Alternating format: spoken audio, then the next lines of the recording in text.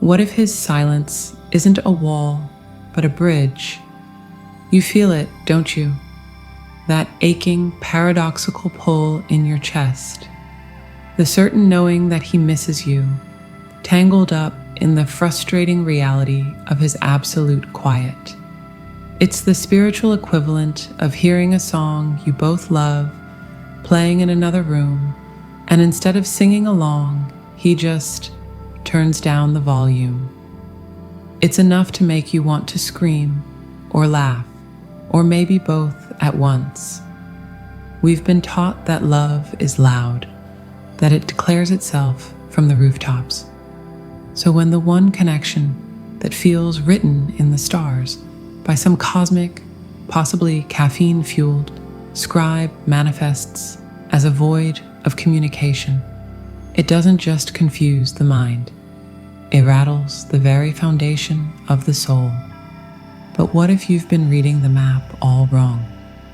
What if this silence is not a symptom of a dying connection, but the evidence of one that is too alive, too potent for ordinary language to contain? Imagine a deep sea cable laid across the ocean floor between two continents. On the surface, the water is placid, revealing nothing. But beneath the stillness, that cable is humming with an immense, invisible current, carrying terabytes of vital information. Every memory, a pixel, every longing, a burst of data, the entire blueprint of a shared future flowing relentlessly in the dark. His silence is that placid surface. Your job is not to panic because you can't see the current. Your job is to trust that you are both still connected by that profound, subterranean wire. This is where the real magic hides, in the quiet spaces between the notes of your favorite song. His retreat is not a negation of you, but a profound, albeit clumsy, negotiation with himself. He is in the spiritual basement, wrestling with dragons you thought you slayed together, because your very presence in his life shone a light on shadows he didn't know he had. And in that sacred, messy workshop of his soul, words are the first thing to go. They are too small, too clumsy. They would be like trying to use a thimble to bail out the ocean. So he stops trying, and you are left on the shore, hearing only the quiet, mistaking his spiritual overwhelm for personal rejection. But here is the secret. This silence is your university. It is your invitation to stop auditing his spiritual journey and to enroll full-time in your own. What if this isn't a punishment, but the universe's most intense, hands-on graduate course in self-love? The curriculum is brutal but brilliant. Learning to trust the connection when you can't see it, to validate your own worth when you're not being mirrored, and to build a castle of joy within yourself so magnificent that his eventual return is simply the grand opening, not the foundation. The question is no longer, why is he silent? The real, empowering question is, what masterpiece will I create while the world is quiet?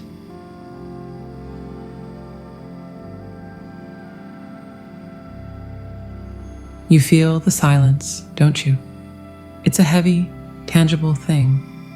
It sits in the room with you, a constant companion that echoes with the memory of his energy. And in the quiet hours, when the world sleeps and your heart is loud, the question arises, a sharp and painful thorn. If he misses me, why won't he break this silence? Let me tell you a secret, one that might feel like a contradiction at first. His silence is not a vacuum. It is not an empty space. It is, in fact, a container. It is the most potent and active thing he is doing for you right now. Think of a master sculptor. the kind who sees the angel trapped inside the block of marble. His work in the beginning isn't about adding clay, about frantic activity. It is about not doing. It is about removing everything that is not the angel. He stands there for hours, in what looks like stillness, just observing, feeling, understanding the grain of the stone. His inaction is the most critical phase of the entire creation. If he were to recklessly strike the chisel, driven by the excitement of the vision, he would shatter the masterpiece. This is what he is for you. He is the silent sculptor, and the space between you is that raw, precious marble. And you, divine feminine, you are the angel being revealed.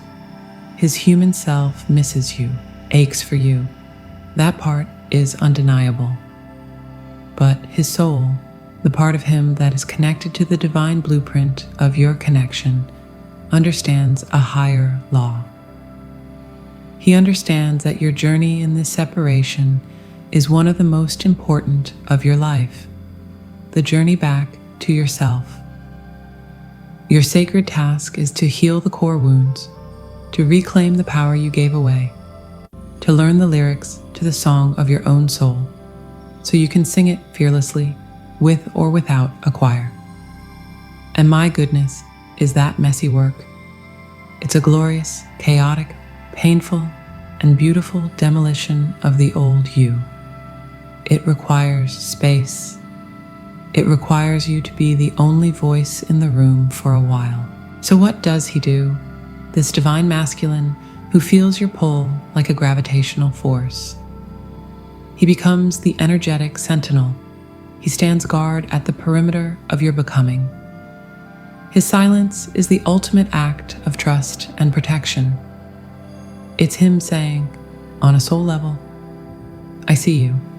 I see the fire of your transformation, and I will not, even though every fiber of my being wants to, run in with a bucket of water. I will stand here. I will hold this space. I will ensure you are not disturbed. It's the spiritual equivalent of a parent watching their child struggle to tie their shoes. The urge to swoop in and do it for them is overwhelming. It would be faster, easier, and would stop the tears of frustration. But the love that lets them struggle, that trusts in their capability, is the deeper love. The love that builds resilience. His silence is that deeper love. He is, in his quiet way, loving you so fiercely that he is willing to be misunderstood, to be the bad guy, to let you wrestle with the laces of your own destiny, because he knows the triumphant smile when you finally, victoriously, tie the bow yourself is worth every second of the painful wait. He is not on a vacation from you. He is on a vigil for you. His energy is focused not on sending you texts that would inevitably pull you back into the old dynamic of seeking and waiting, but on building a new, sturdier foundation within himself so that when he does return, he isn't just the same man with the same fears. He returns as a king capable of honoring the queen you have forged yourself into. His silence is the sound of his own reconstruction, the clanging in the distant forge as he tempers his own sword. You think he's just sitting there, watching the game? No, he's in the spiritual gym, lifting weights of emotional maturity he never knew existed, getting strong enough to finally be the partner your soul recognizes. This is the mystery. The silence that feels like abandonment is actually a sacred covenant. The space that aches with emptiness is actually a cathedral under construction. And you are both the architect and the holy art being housed within it. So the next time you feel the quiet and the doubt creeps in, I want you to try something radical. Instead of asking, Why is he silent? Ask, what is this silence allowing me to become? You might be surprised by the answer that whispers back from your own, now unburdened soul. And yet, this is only half the story, because while his soul is playing the role of the sentinel, his human body and mind are often in a state of sheer, unadulterated overwhelm, a phenomenon far more physiological than you might imagine. But that is a conversation for another time.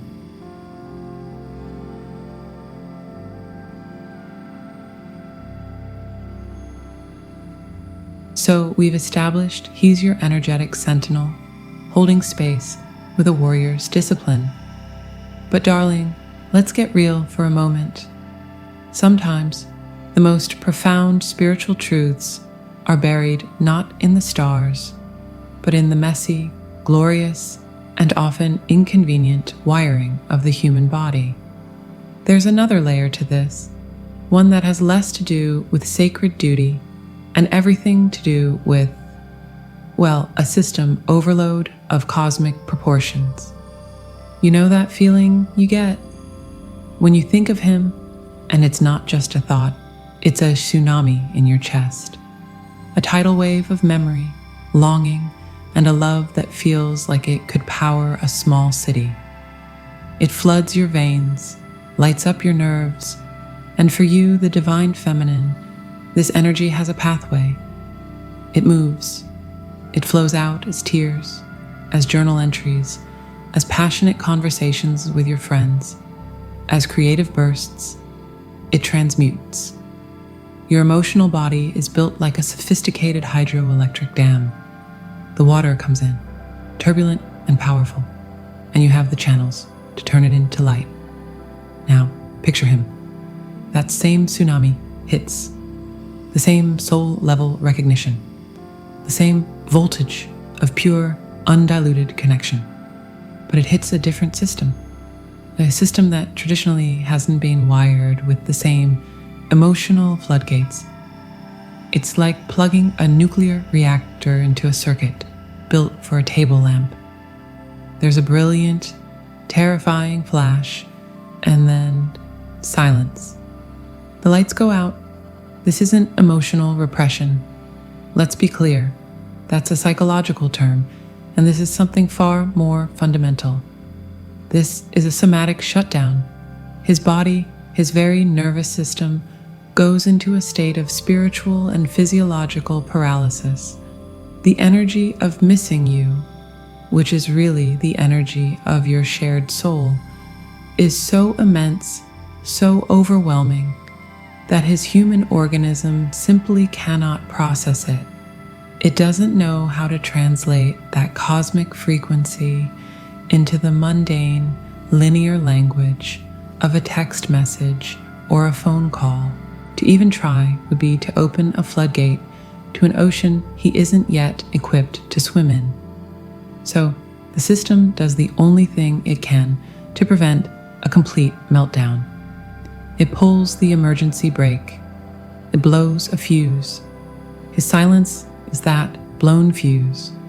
It's the white screen of death on his soul's computer. He isn't choosing to be quiet. He is rendered quiet. He is in a state of reboot.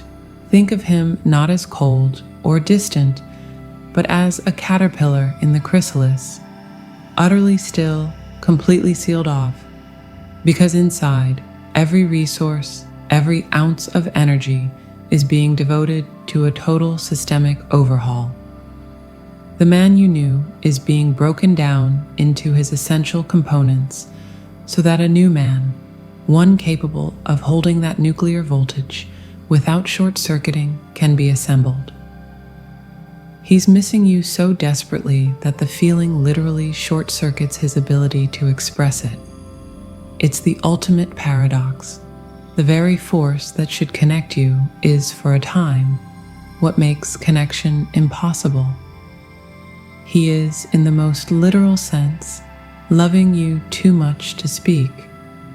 It's not that he doesn't want to pick up the phone, It's that when he thinks about it, the cascade of feeling that comes, the memory of your laugh, the scent of your skin, the sheer terrifying rightness of your energy is so vast it creates a kind of psychic static, a deafening roar in his being that drowns out all coherent thought. So he retreats, not from you, but from too overwhelmed. He's building capacity, neuron by neuron, synapse by synapse, learning to breathe underwater in this new ocean you've both discovered. And honestly, it's a sign of the connection's authenticity. A lesser bond wouldn't trigger this kind of systemic failure. It's because what you share is so real, so potent, that it breaks his old self to make room for the new. So the next time you feel his silence and the fear creeps in, I want you to picture this. A man sitting alone in a room, not in rejection of you, but in awe of what you've awakened in him. He is quiet because he is listening to the earthquake inside his own chest, trying to learn its language so he can finally bring you a story worth hearing. He isn't rejecting you. He is rebooting. And the most beautiful part? This very shutdown, this overwhelming feeling, is the exact catalyst that forces him to finally confront everything he's ever run from within himself, which is, of course, the very key that unlocks the door to his return.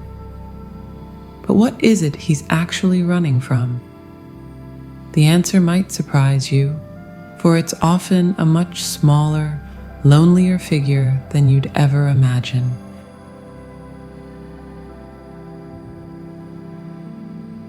So here we are, you and I, at the edge of understanding, looking out over the quiet landscape of your connection. It's vast, isn't it? And the silence can feel like an eternity. But I need you to see what I see. This isn't a barren field. This is fallow ground. And everything is about to bloom. You've walked through the reasons for his silence, not as a victim, but as an initiate. You've seen the Sentinel, holding space with a loyalty that defies human logic. You've witnessed the Somatic shutdown, the awe-inspiring collapse of an old system to make way for the new. But now we arrive at the heart of the matter. What are you to do with this sacred, aching quiet? The answer is both simpler and more profound than you might imagine. This silence is not a pause button on your life. It is not a waiting room where you sit, glancing at the clock, growing impatient. No. This silence is the most fertile, potent, and creative period of your entire journey. It is your invitation to stop looking at the empty space where his voice should be and start listening to the symphony that is playing within your own soul. His silence is the universe's way of handing you the conductor's baton. Your life, your joy, your purpose, your music is waiting. Think of it as a cosmic game of trust. The divine is asking you, do you trust the connection enough to let it breathe? Do you trust yourself enough to build a life so stunning, so uniquely yours, that whether he walks back into it or not, you remain a masterpiece? This is where you stop being a character in a story about waiting and become the author of a story about becoming. His journey in the shadows is necessary, but yours in the light is paramount. He is learning to hold voltage. You are learning to be the source. He is deconstructing fear. You are constructing a reality based on sovereign self-love. And here's the magical, magnetic secret no one tells you. As you do this, as you pour your energy into your own passions, your own healing, your own laughter that rings out for no one but you and the sky, you become a beacon. Not a nagging pull, but a radiant, irresistible gravitational force. You are no longer a question he needs to answer, but a home he is compelled by the very laws of spiritual physics to return to. This path is not about two halves desperately searching for completion.